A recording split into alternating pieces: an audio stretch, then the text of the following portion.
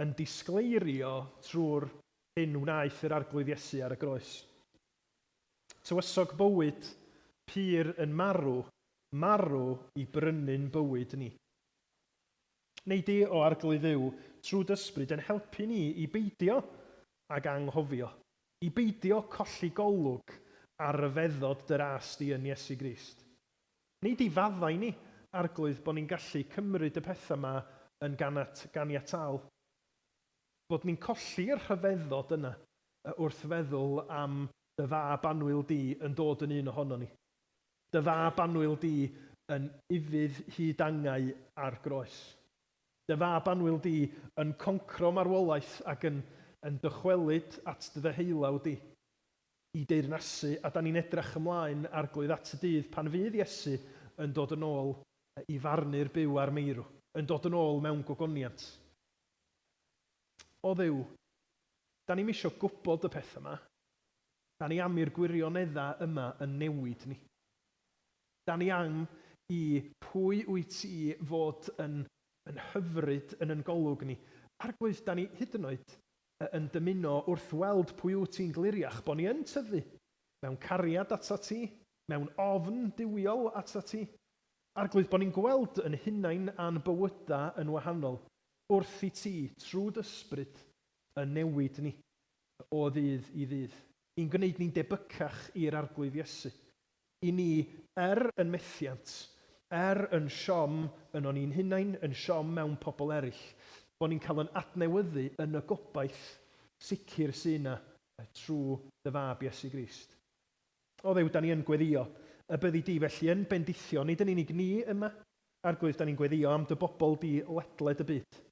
Da ni'n diolch bod gynnon ni gyfeillion yma o'r Iwerddon ac yn diolch am eu gwaith nhw hefo'r myfyrwyr, yn gweddio y bydd yr wythnos y byddan nhw'n ei gael yn eu hadeiladu nhw. O Dduw, y byddan nhw yn llawn diolchgarwch a llawenydd wedi y cyfnod gyda brodyr a chwiorydd sy'n gwneud gwaith tebyg iddyn nhw.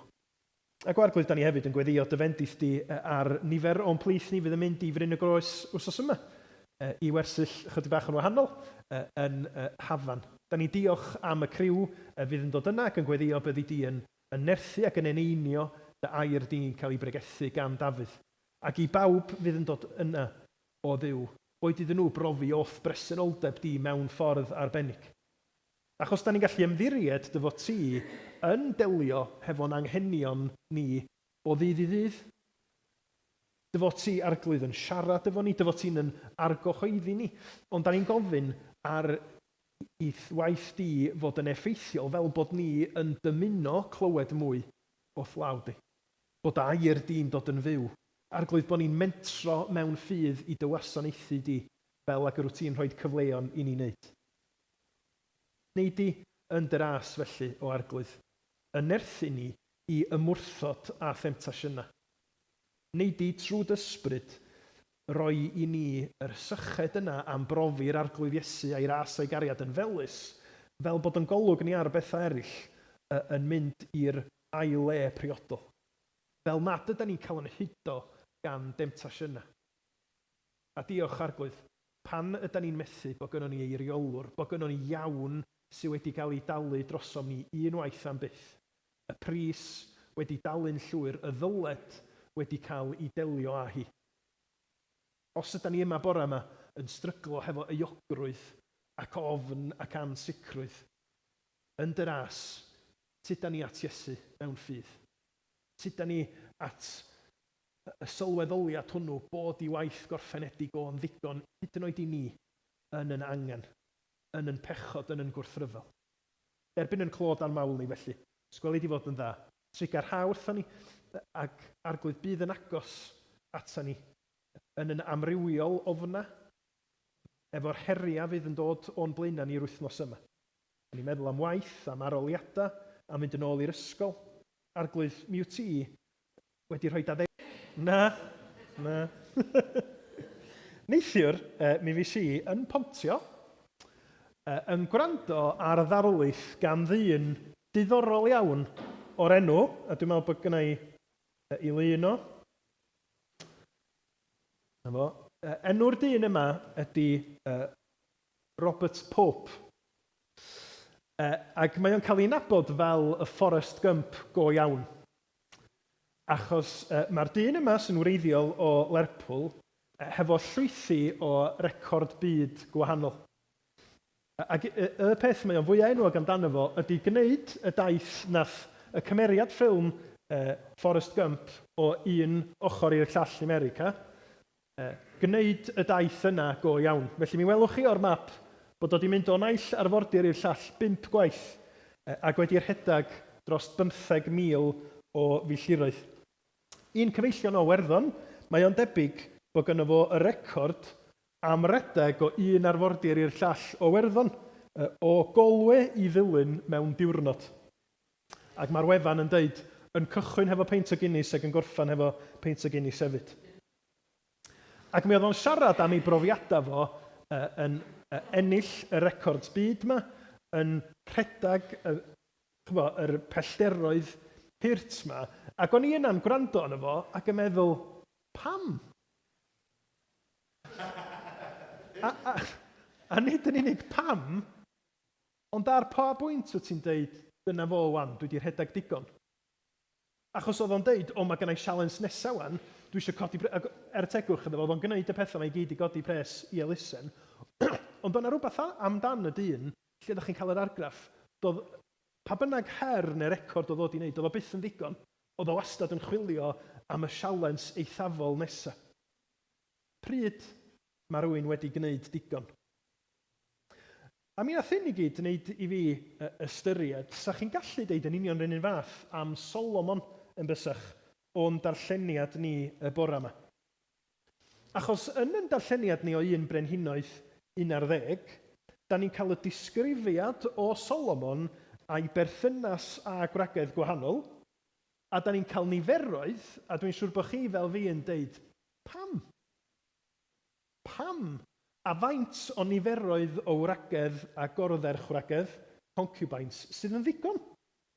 Achos yn adnod 3, mi welwch chi, yr oedd ganddo 700 o brif wragedd a 300 o ordder chwragedd, a hydodd ei wragedd ef. A mae'n siŵr bod chi a fi yn meddwl, beth sy'n mynd ymlaen?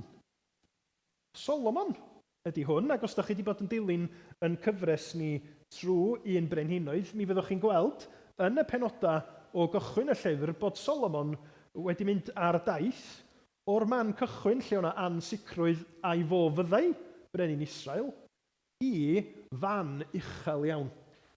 Rhai wythnosau nôl o'n i'n sôn am uchafbwynt, lle oedd Solomon yn adeiladu y deml i'r Duw byw, a mae presenoldeb Duw, mae gogoniant Duw yn ymddangos yn y deml. A'r wsos wedyn o'n i'n gofyn am beth sydd yn, be da chi'n ei edmygu, beth sydd yn impresio chi. Achos bod Solomon a'i deyrnas mor impresif nes bod brenhinesau a pobl o wledydd eraill yn dod i weld sut fath o deyrnasiad sgyn Solomon. Ac felly, da ni'n dod i'r mannau uchel yna, lle mae Solomon wedi fendithio efo doethineb a cyfoeth a'r deml, a da chi'n meddwl, waw. Ond erbyn pennod 11, mae yna wymp anferth. Ac mae'r darn yma yn ddiwedd torcalonus i deyrnasiad Solomon. Achos fel ac ydyn ni wedi bod yn edrych ymlaen i weld Solomon ydy'r brenin mae Duw wedi ddewis ac wedi rhoi ar yr orsedd ac wedi fendithio, da chi'n gweld yr ochr arall o fod yn berson o gig a gwaed. O fod yn berson sydd wedi derbyn bendith Duw, ond sydd hefyd yn bechadur. Ac wrth i chi a fi ddarllen a gwrando ar yr hanes yma, dwi'n siŵr bod chi, fel finna, wedi meddwl, o mae mor gyfarwydd. Mae o yn digwydd i frenhinoedd, a brenhinesa, a garlywyddion, a prif weinidogion. Dwch i ni fod yn onast, mae'n digwydd i weinidogion, prif athrawon, doctori. Da ni'n gyd yn boenus o gyfarwydd a scandals. A gweld pobl, oeddan ni meddwl, oedd yn bobl barchus, yn bobl i'w hedmygu, yn gwneud pethau erchyll, yn gwneud pethau Rydyn ni'n methu cael yn pen rownd sut bod y bobl yna yn gallu gwneud y pethau yna. Ond wrth gwrs, dio ddim yn syndod i ni os ydyn ni yn derbyn be mae'r Beibl yn ei ddeud am y natur ddynol, amdana ni fel pechaduriaid. Mae temptasiynau yn mynd i fod, a mae cwymp yn mynd i ddod yn aml iawn i fygwth y fendith neu'r arweiniad mae Duw wedi ei roi trwy bobl mae o yn ei fendithio. How the mighty have fallen. Dirfawr oedd cwymp Solomon. Ond be da ni'n mynd i wneud yn sydyn bore yma ydy dadansoddi be yn union sydd wedi digwydd a gobeithio dysgu gwersi i ni'n hunain. Achos mae'n hawdd iawn pwyntio bys, dydy. Wel, y bobl gyfoethog, mae wrth gwrs mae'n digwydd trwy'r amser iddyn nhw. Pobl mewn grym, pobl mewn awdurdod. Hwna dio. Fysa ni, bobl gyffredin, byth yn cwympo fel e. Beidiwch â bod mor siŵr. Mae'r gair yn deud yn dydy, yn 1 Corinthiaid 10:12. Felly bydded i'r sawl sy'n tybio i fod yn sefyll, wylio rhag iddo syrthio, a mae'r negas yna yn rhybydd yr un mor wir i fi ac ydi o i bawb ohono ni. Felly dewch i ni weld beth sy'n mynd o'i le, pa wersi sydd na i ni o'r rhybuddion yma. Sylwch, yn yr hanes, mae yna newid cywair o benod 10 i benod 11, a mae yr awdur yn cychwyn hefo'r broblam yn syth, dydy. Diolch yn trio celu na cyfiawnhau be mae Solomon yn ei wneud. Carodd y brenin Solomon, adnod 1, carodd y brenin Solomon lawer o ferched estron, heblaw merch Faro, merched o Moab, Ammon, Edom, Sidon a'r Hethiaid. Y cenhedloedd y dywedodd yr arglwydd wrth yr Israeliaid amdanynt, peidiwch a'i priodi, a pheidiwch a rhoi mewn priodas iddynt, byddant yn sicr o'ch hudo i ddilyn ei diwiau. Ond dal i'w caru a wnau Solomon. Be sy'n digwydd? Mae Solomon, a hwn di'r pwynt cyntaf, mae Solomon wedi peidio gwrando ac felly mae ei galon o'n crwydro. Peidio gwrando a'i galon o yn crwydro. Mae wedi peidio gwrando ar orchmynion clir Duw yn yr Hen Testament. Ac mae'r gorchmynion clir yma i'w cael mewn mwy nag un lle. Mi'n rhaid 2 esiampl i chi o lyfr Deuteronomium. I ddechrau, y gorchymyn nad oedd brenhinoedd i fod a nifer helaeth o wragedd. Deuteronomium 17:17.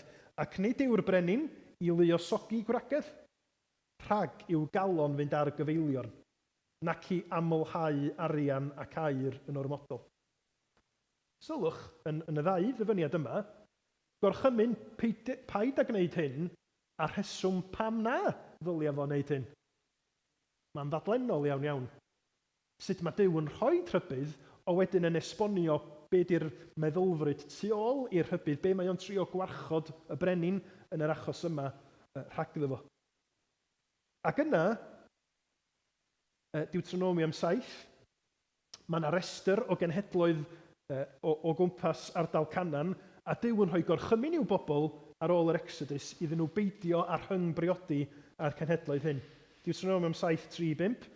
Paid â gwneud cytundeb prodas â hwy, trwy roi dy ferched i'w meibion a chymryd ei merched yn wragedd i ffeibion. Oherwydd, gweld yr rheswm yn, oherwydd fe wnant i'th blant droi oddi wrthyf ac addoli duwiau eraill, a bydd yr arglwydd yn ddig wrthyt ac yn dyddifa'r unwaith. Ond fel hyn, yr ydych i'w wneud iddynt, tynnu i lawr ei hallorau, dinistrio ei colofnau, a malirio ei pys a zera, a llosgu ei delwau yn y tân. Mi fydda Solomon yn gyfarwydd iawn ar gorchmynion yma. Mi fydda fo'n gwybod be oedd cyfamod Duw yn ddeud i'w bobl o, ac yn sicr i y brenin. Ond eto, be da ni'n ei weld yn yr adnodau yma ydy bod Solomon yn anwybyddu. Pam? Pam da chi'n meddwl bod o yn gwrthod i fyddhau i'r gair yma? Tybed oedd o'n meddwl, ond dwi'n special. Solomon dwi. Mae gynna i fwy o ddoethineb na pawb arall. Mae Duw di rhoi y doethineb yna i mi. Yndi, mae gair Duw yn bwysig i bawb arall, ond dwi hefo galluoedd uwchlaw pobl eraill. Wel, dydy'r gair ddim yn deud hynna'n uniongyrchol, ond mae rhywun yn meddwl, yn dydy?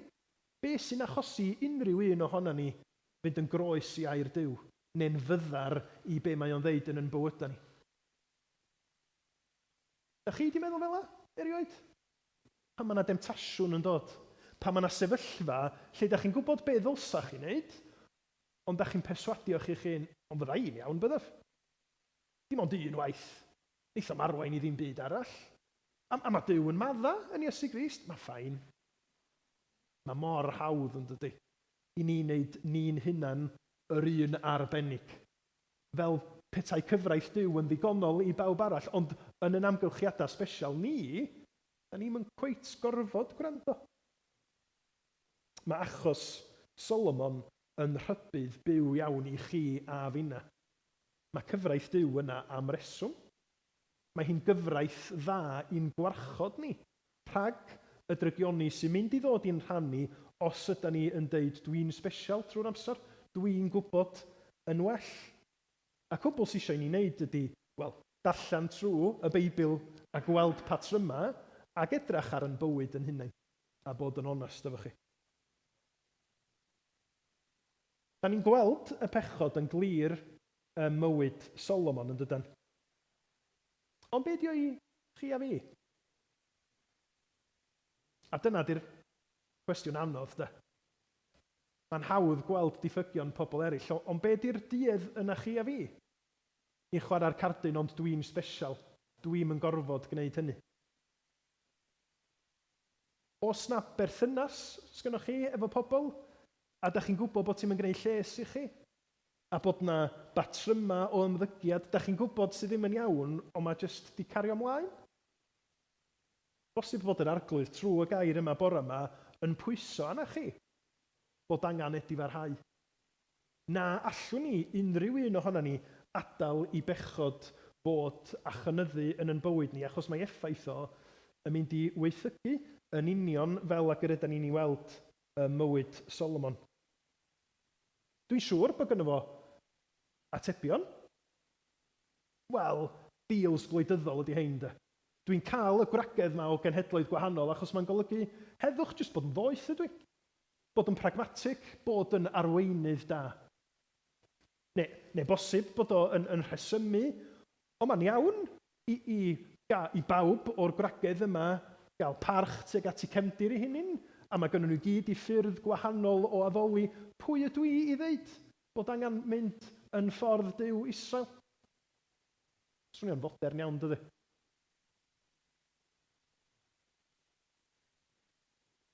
Ella bod o wedi perswadio ei hun oherwydd bod o wedi profi bendith. Oherwydd bod Duw wedi rhoi gymaint iddo fo yn gyfoeth, yn statws, yn ddoethineb, bod o'n meddwl, wel mae hwn yn brawf bod Duw hefo fi, ac felly mae'r gwragedd mae i gyd yn dod yn rhan o'r package. Dwi fod i cael nhw achos mae Duw wedi rhoi nhw yn fy ffordd i.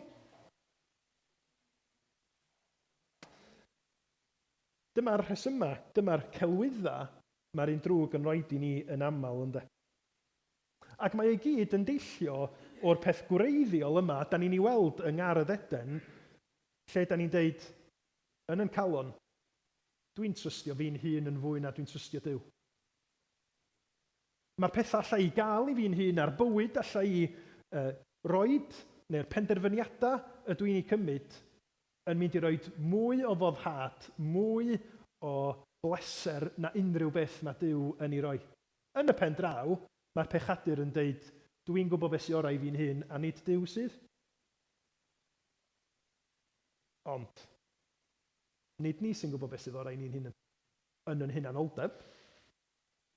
Dos gan ni ddim y ddoethineb, dos gan hyd yn oed Solomon ddim y ddoethineb berffaith yna sydd yn gallu deud y gwahaniaeth rhwng temtasiwn a peth da.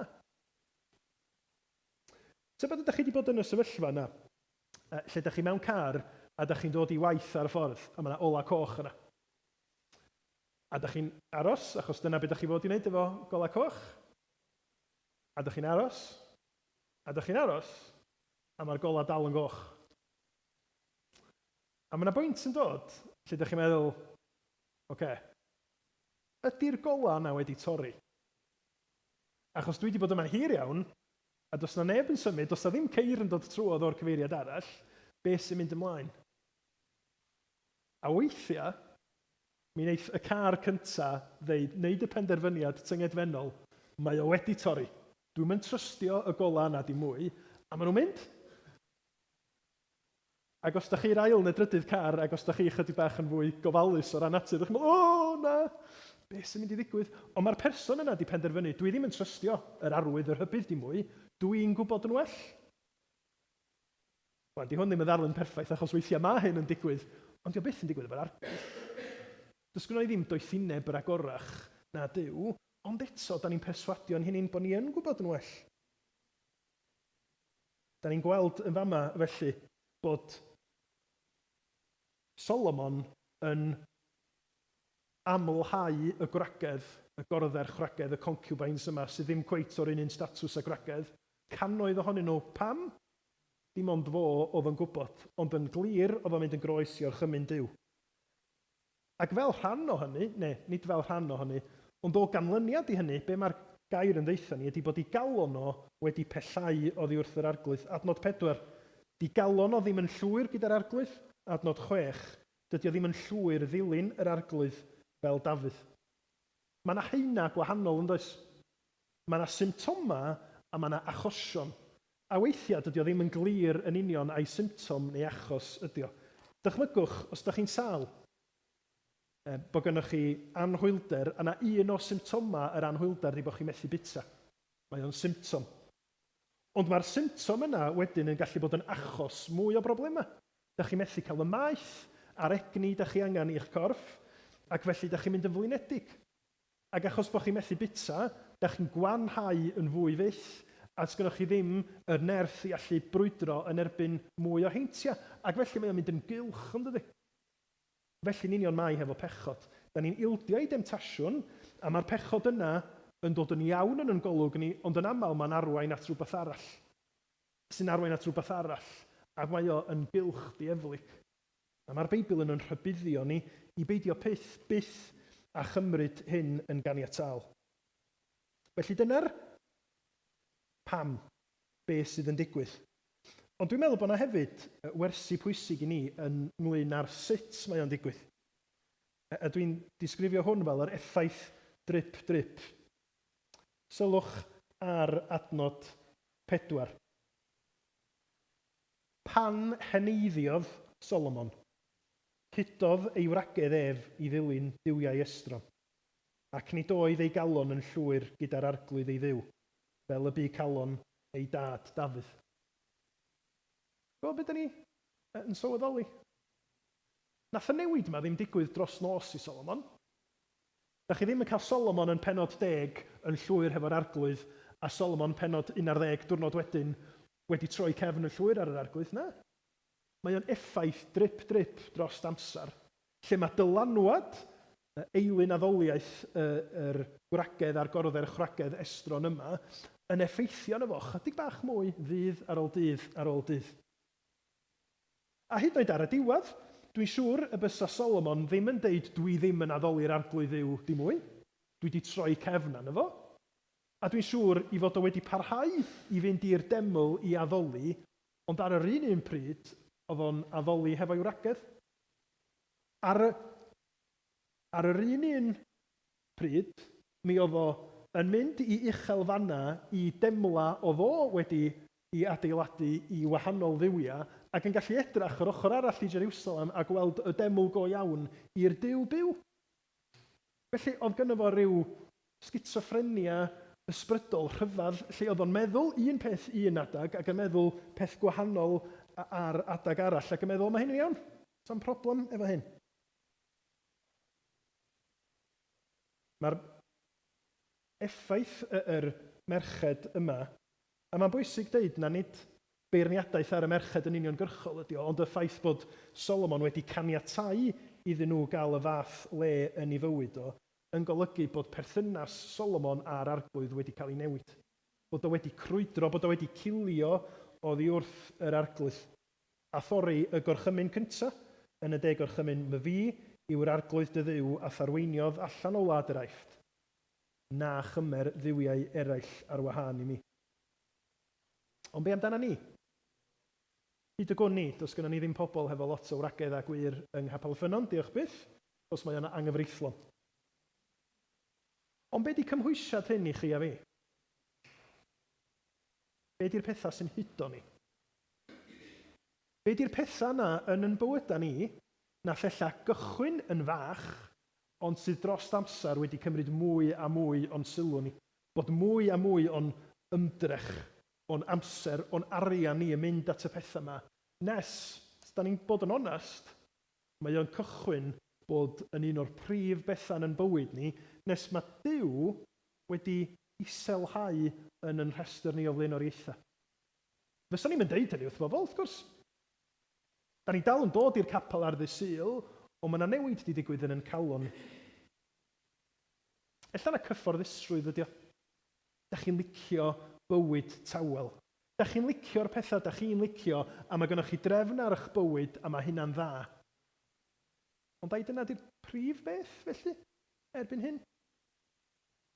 Oni does gan yr arglwydd sydd i'ch achub chi y Duw byw hawl i ddod a'ch galw chi i rhywbeth anghyffyrddus? I Crist byth yn deud bod yn ddisgybl iddo fo yn dod â bywyd tawel braf, na di? Neu tybed ydi o yn ymwneud â llwyddiant. Bod gynnon ni yn uchelgais personol, a dos na'n byd o'i le ar hynny yn ddoi hun, ond bod yr uchelgais na di dal gafal yna ni yn y fath fodd, dyna sy'n gyrru ni. Dyna sy'n rhoi dileit i ni pan da ni'n llwyddo. Dyna sydd yn torri ni pan ydyn ni'n methu. A mae'n perthynas ni a pobl eraill yn ei gilbeth. Drychwch ar eich bywyd eich hun, fel ag yr ydw i'n gorfod wneud. Be di'r symptoma?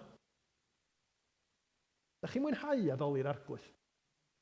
Da chi'n rhoi amser i ddarllen gair Duw, ac ydy o'n dod â maeth ysbrydol? Ydy o'n dod â llawenydd i chi? Neu ydy o'n chydig bach o chor erbyn hyn? Ydych chi'n caru Cristnogion eraill? Neu ydyn nhw'n boen i chi trwy'r amser? Os na berthynas yn eich bywyd chi, a mae hyn i bob oed, os na berthynas yn eich bywyd chi lle oedd dylanwad y person yma'n arfer bod yn fach, ond dros amser mae dylanwad nhw wedi cynyddu, ac felly erbyn hyn, os dyn nhw'n gwneud rhywbeth, da chi'n mynd i wneud o hefyd. Bo chi ar y cychwyn yn teimlo'n anghyffyrddus, yn siarad yn y ffordd yna, yn gwneud y pethau yna, yn gwario yn y ffordd yna. Rhai blynyddoedd yn ôl, mi oedd yna scandal, wel, mae yna ambell i scandal di bod, ond scandal dwi'n meddwl amdani yn 2009, lle oedd aelodau seneddol yn y Senedd wedi cael i cyhuddo o defnyddio y breintiad gynnyn nhw hefo costa, yr expenses scandal yn San Steffan. Ac mi oedd hwn yn scandal o wedi effeithio gwleidyddion o bob plaid. Oedden nhw fel petai nhw'n ffidlan y llyfrau yn deud bod nhw'n hawlio ail dŷ lle oedden nhw'n byw chydig filltiroedd i ffwrdd. Ac oedd o yn eang iawn. Nifer ohonyn nhw wedi cael eu carcharu, wedi colli swyddi. Ac mae rhywun yn gofyn y cwestiwn faint sy'n 650 o aelodau seneddol. Ydyn ni'n tybio bod y 650 yna wedi mynd mewn i'r Senedd yn fwriadol isio twyllo a dwy'n pres? Na. Da ni'n dychmygu bod mwyafrif ohonyn nhw yn mynd yna hefo amcanion da i wasanaethu, ond dros amser, mi oedd na ddiwylliant. Dros amser, dwi'n siŵr bod yna rei pobl wedi dweud, ti'n mynd gorau cymryd yr seats na ddifrys ti, jyst rhodd mewn. Sgyn ti di i dy chwyaid, rho hwnna mewn fel expenses hefyd, mae'n ffain, neitha neb ofyn cwestiwn na. Mae dylanwad hynny'n gallu bod i chi a finna yr un mor hawdd. Dyna pam y byswn ni'n fugeiliol wastad yn deud wrth Gristnogion sydd yn sengl, byddwch yn ofalus iawn pwy da chi'n cychwyn perthynas gariadus efo hi. Achos mae dylanwad y person yna yn mynd i fod yn enfawr, ac os nad ydyn nhw yn dilyn yr arglwydd Iesu, maen nhw'n mynd i'ch tynnu chi i ffwrdd yn hawdd iawn iawn. Felly, edrychwch ar ôl eich calon. Sicrhewch bod eich serchu at yr arglwydd yw, at yr arglwydd Iesu i ddechrau, a bod chi ddim yn dilyn yn yr un ffordd a Solomon. Be mae apostol Paul yn dweud? Peidiwch â chyd yn ffurfio ar byd hwn, ond bydded i chi gael eich trawsffurfio trwy adnewyddu eich meddwl, mwyn i chi allu canfod beth yw ewyllus, beth sy'n dda a derbyniol a pherffaith yn iolwg ef. Felly mae gennym ni cwymp Solomon, pam mae hynny'n digwydd? Cwymp Solomon, sut mae hynny'n digwydd? Ac yna, da ni'n gorffan hefo sut mae Duw yn ymatab. Mae o'n frawychus, yn dydi? Achos mae Solomon, y brenin yma mae Duw wedi ddewis, y brenin yma mae Duw yn ymddangos iddo fo ac yn ei fendithio, yn adnod 9, da ni'n gweld, digiodd yr arglwydd wrth Solomon, a mi ddod droi oddi wrth arglwydd yw Israel. Ac yntau wedi ymddangos ddwywaith iddo a'i rybuddio ynglyn â hyn, nad oedd i addoli duwiau eraill. Mae Duw yn eiddigeddus, yn dydi? Mae gennym o'r fath gariad teg at I bobl, diom isio gweld nhw yn crwydro at duwiau eraill, achos mae o'n gwybod na dinistyr fydd yn dod iddyn nhw. Nid ffyniant, nid bendith, nid mwynhad y berthynas gariadus yna yr ydym ni wedi cael yn creu ar ei chyfar. Ac yn sgil hynny, mae'r Duw yna sy'n eiddigeddus ac yn gyfiawn yn gorfod cosbi pechod fel mae gyfamod o wedi rhybuddio o flaen llaw. Ond eto, hyd yn oed yn fama, da ni'n gweld bod Duw yn gyfiawn ac yn raslon. Ydych chi sylwi? Mae yna gosb, mae yna ganlyniad clir I anufuddod a chrwydro Solomon, ond mae Duw yn dangos gras hyd yn oed yn fama. Wrth ddeud, ond nid chdi fydd yn gorfod wynebu.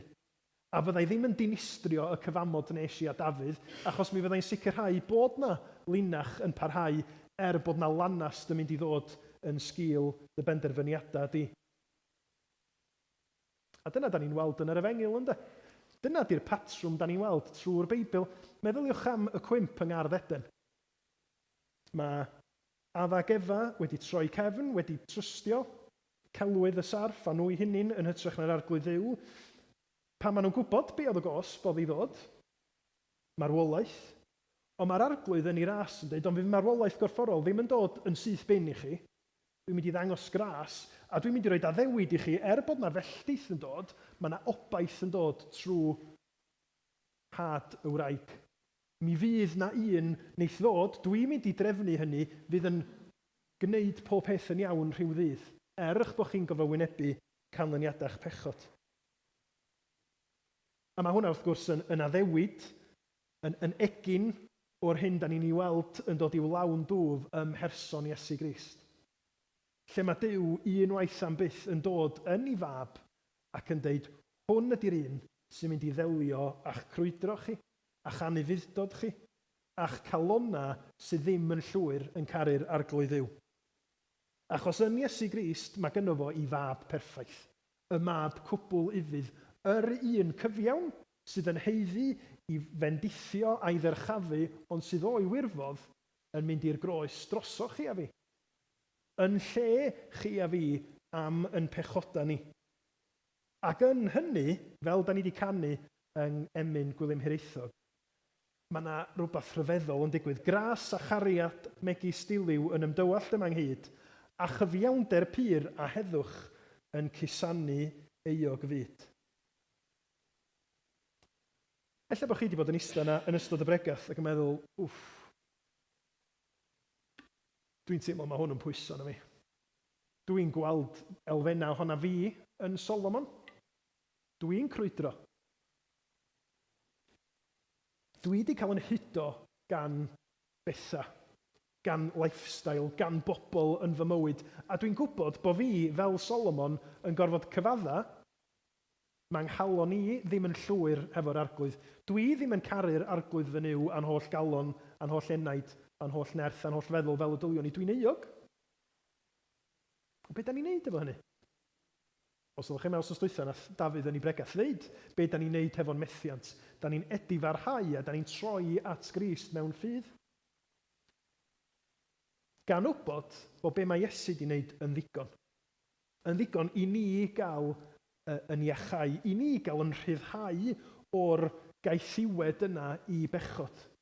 Dydy o ddim yn inevitable bod ni'n ildio i bob temptasiwn trwy'r amser os da ni'n Gristion, achos mae'r ysbryd wedi cael ei roi dyn. Mae gennym ni air Duw i gyfeirio yn traed ni, yn oleuni i'n llwybra ni. Gwrandwch ar y gair. Ufuddhewch i'r gair, a pan da ni'n methu, trystiwch yng Nghrist, a gofynnwch iddo fo, arglwydd maddau fi, arglwydd derbyn fi. A chofiwch y gwirionedd rhyfeddol yma, mae llythyr cyntaf Pedr yn ei ddeud am Iesu. Ef ei hun addygodd ein pechodau yn ei gorff ar y croesbren, mwyn i ni ddarfod a'n pechodau a byw i gyfiawnder, trwy ei archoll ef y cawsoch iachad. Oherwydd yr oeddech fel defaid ar ddisberod, ond yn awr, troesoch at fugail a gwarchodwr eich eneidiau.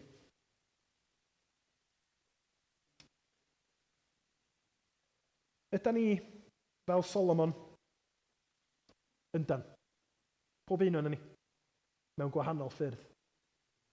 Wrth i ni fyfyrio ar hyn, gadewch i'r ysbryd wneud ei waith yn eich bywydau chi.